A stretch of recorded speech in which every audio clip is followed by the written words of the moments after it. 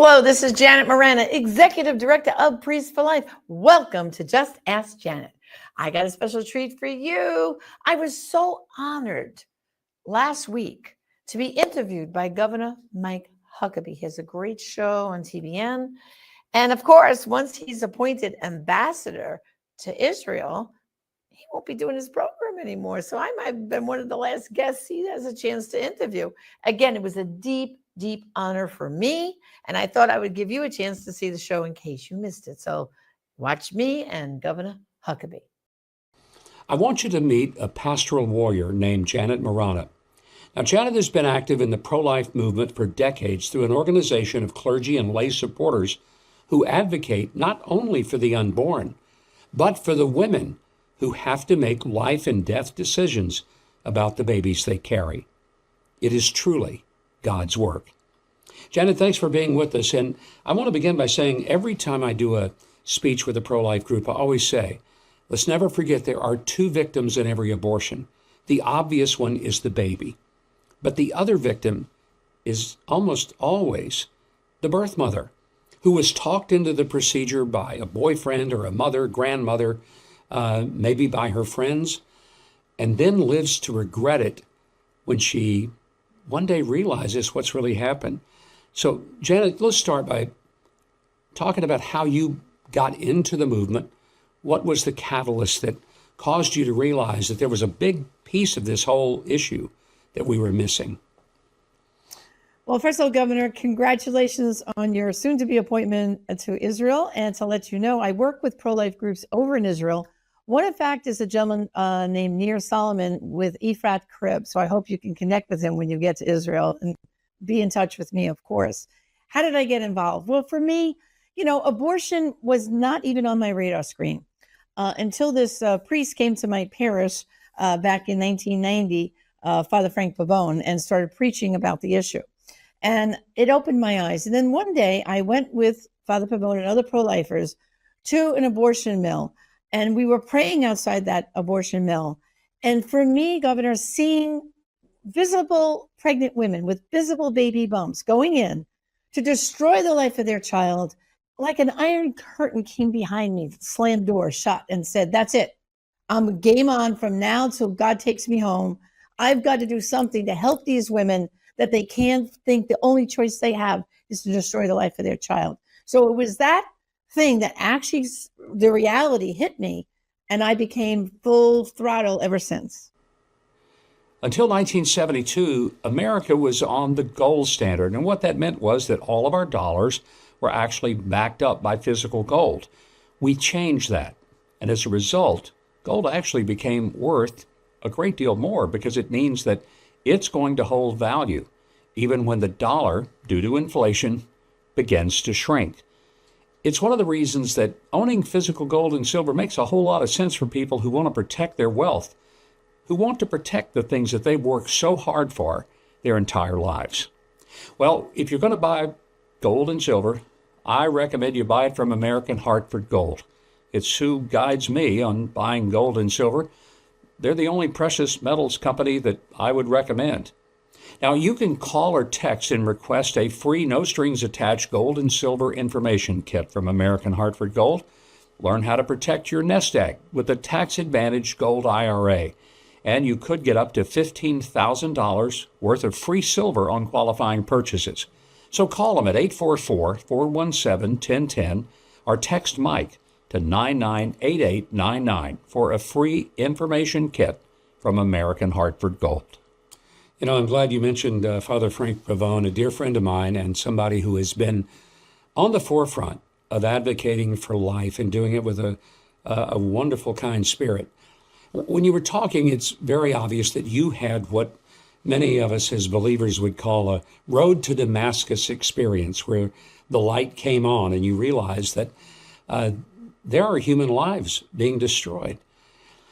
You've spent an enormous part of your ministry with the women and dealing with what happens. And I want to just share so that our audience understands we're on the same page here.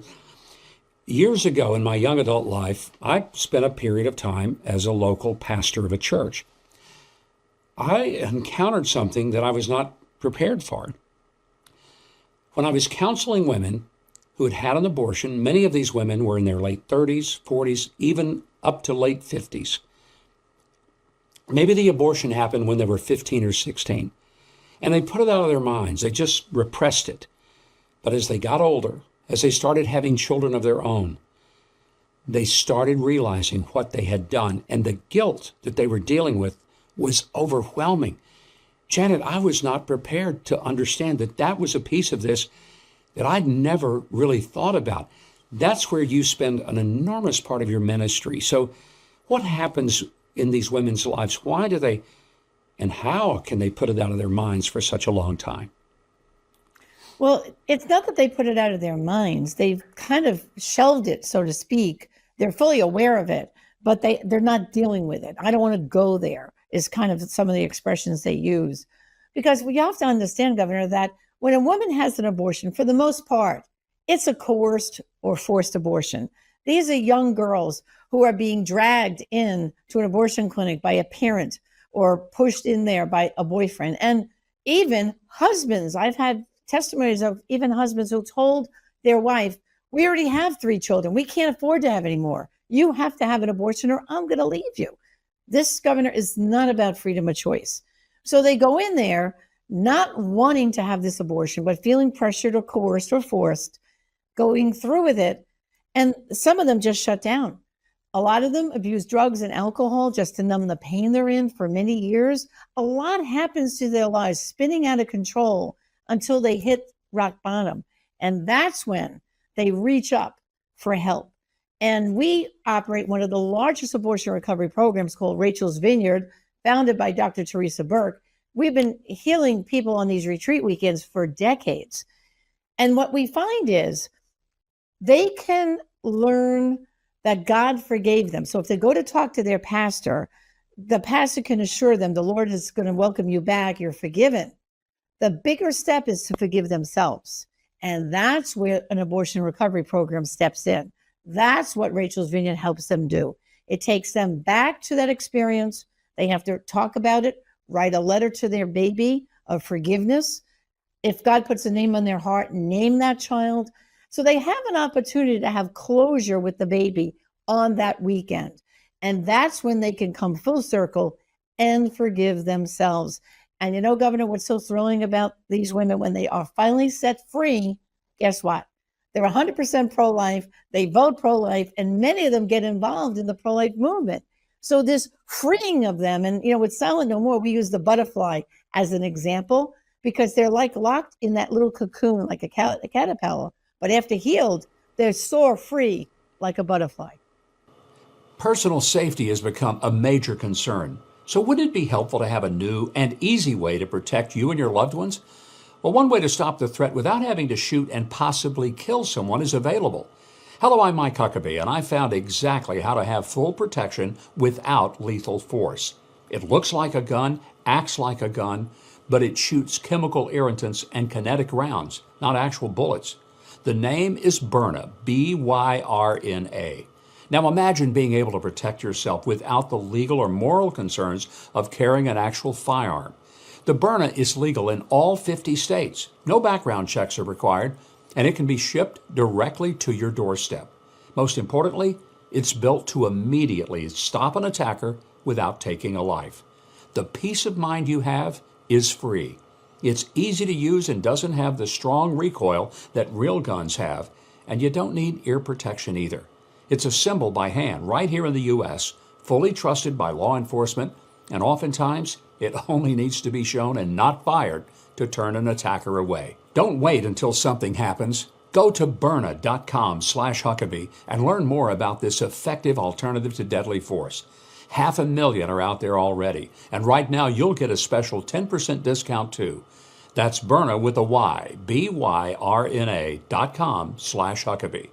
And don't feel vulnerable any longer. Well, brothers and sisters, I hope you enjoyed that show. And just so you understand the context, that was aired and recorded right before the March for Life. It aired the day before the March for Life, but I still thought it was relevant to hear the discussion how abortion doesn't solve women's problems. No, it doesn't. It creates so many other problems. It's not a giant eraser that, oh, you have the abortion today, go back to school and work tomorrow. No big deal. It is a big deal, but we're here for those women.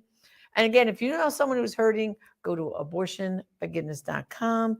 Put in your zip code and see where the nearest abortion recovery program is. If you know someone who's considering an abortion, let them read the testimonies of the women.